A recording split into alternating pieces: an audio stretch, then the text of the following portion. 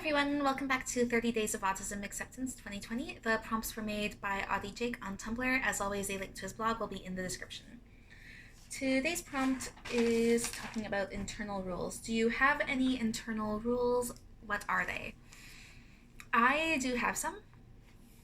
Quite a few of them are really minor, small, little weird, quirky things, but then there are some that I have that I don't particularly want to talk about because they are extremely self-destructive and they feed into a lot of my mental health issues.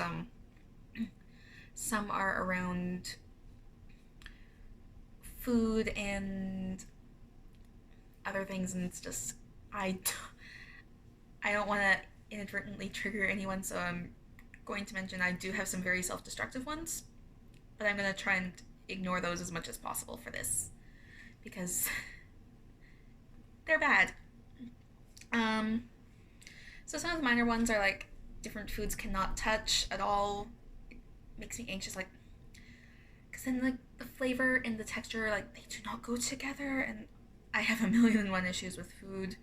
That is the most minor issue I have around food is things touching.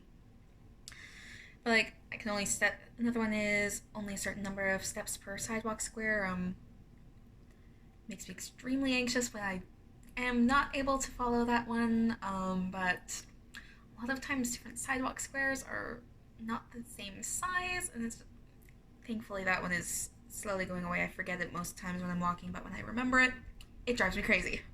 I can't focus on anything else. If someone is talking to me and I'm busy mentally trying to count steps on a sidewalk square, I am sorry. I am sure that what you are saying is very interesting, but my brain is going to attack me so negatively if I do not follow this.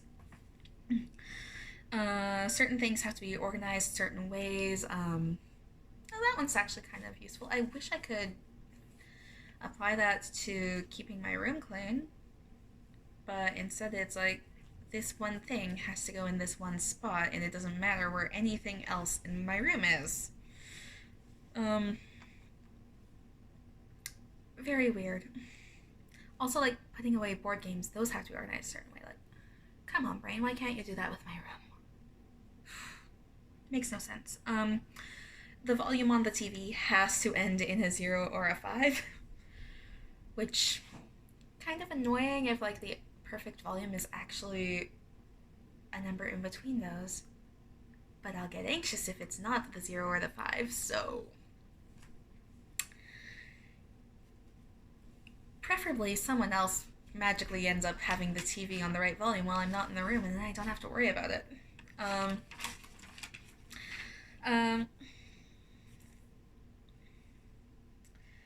Another good one is one that I've really eased up on over the past year or so, is the hat thing.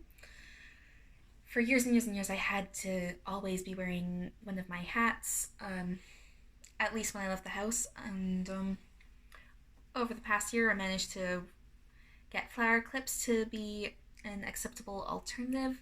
Now there are days when I can actually go out of the house without having either a clip or a hat on and still feel not anxious, and that's pretty cool. But when I do get really anxious, it's automatically like, where is my hat? Where is my comfort item? There, it's on my head. Everything is right with the world again. So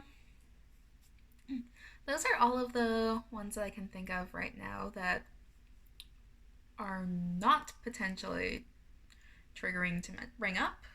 So I think I am going to end that there, because if I continue with this topic, I'm going to have no choice but to get into the really self-destructive things, and I do not want that. I don't think anyone does. So that's that for that topic for today. Thank you for watching, and I will see you again for tomorrow's video. Bye!